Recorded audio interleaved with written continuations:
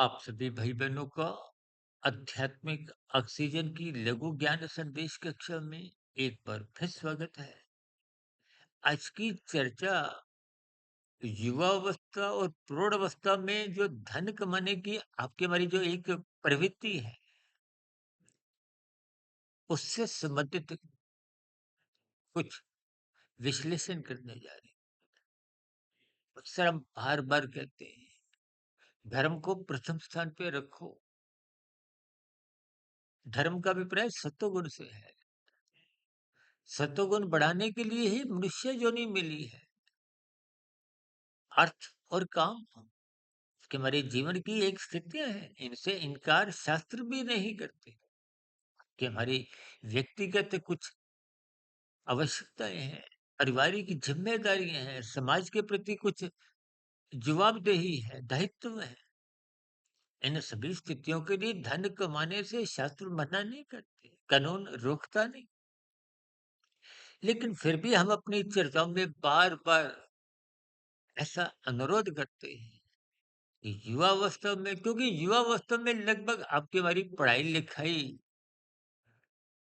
जो साधारणतः 20, 22, 25 वर्ष तक चलती है, वो समाप्ति की ओर होती है। धन कमाने की प्रक्रिया से आप और हम चाहे नौकरी या अपना व्यवसाय करते हैं, लेकिन हम बार-बार कहते रहते हैं कि धन युवावस्था में और प्रौढ़ावस्था में इतना ही कमाओ कि वृद्धावस्था उस गगृत संग्रहित किसी भी प्रकार के धन की देख-रेख में, संभालने में बीत ना जाए। देखिए, किशोरावस्था से पूर्व तो तामसी स्थितियां हैं, बहुत स्थितियां हैं। भौतिक सफलता के लिए भी बच्चे में कोई इच्छा नहीं होती। युवावस्था और प्रौढ़ावस्था में संसार को पाने की, भोगने की एक विशेष राजसी स्थितियां छलांगे लगाती हैं।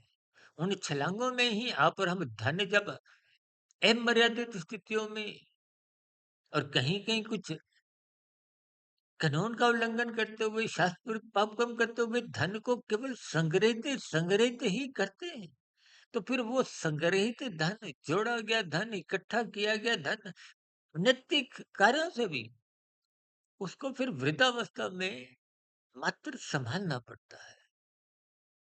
आजकल तो देखिए मीडिया में, कुछ संचार माध्यम में ऐसी कितनी ही खबरें आती हैं कि अमुक कलाकार की मृत्यु पे, या कोई राजनीतिक गलियारे में, या कोई उद्योगपति, चाहे खेल जगत का कोई खिलाड़ी हो, इतना धन छोड़ गए। तो छोड़ने की स्थितियां ये निश्चित रूप से कि हमारे जीवन में कोई आध्यात्मिक उन्नति के दरवाजे नहीं खोलते, क्योंकि वृद्धावस्था यदि धन संभालने में ही आपका हमारा बीत जाता है, तो वृद्धावस्था तो सात्विक स्थिति है, परमात्मा की प्रकृति का दिया हुआ एक वरदान है परमात्मा से जुड़ने के लिए। उस अवसर को भी यदि आप धन कमाने में ही गंवा देते हो, तो ये कोई समझदारी नहीं। इसलिए युवावस्था और प्रौढ़ावस्था में उतना ही धन कमाएं, एकत्रित करें, संग्रहित करें कि आपका हमारा वृद्धावस्था का गुजर बसर सुचारू रूप से चल सके। अन्यथा इस लंबे चौड़े धन को कमाई की स्थितियों में संभालने में ही यदि आपका हमारा जीवन बीत जाता है, तो मरते समय बहुत ही पश्चाताप, आत्मग्लानि की स्थितियां संभवतः आना निश्चित है। भले ही इन स्थितियों का आपको हमको बिना अनुभव के कुछ बात समझ नहीं आती, लेकिन फिर भी संकेतों को, गणित को आप और हम जितना जल्दी समझ जाएंगे, उतना उतना आपका युवावस्था और प्रौढ़ावस्था राजसी स्थितियों में बिगड़ने से बच जाए। स्थितियों के संकेत समझिए, अपने जीवन को व्यवस्थित बनाएं, ताकि वृद्धावस्था की स्थितियाँ राजसी बनने ना पाए, सात्विक बने, ताकि आपका हमारा मिला हुआ जीवन सार्थक हो।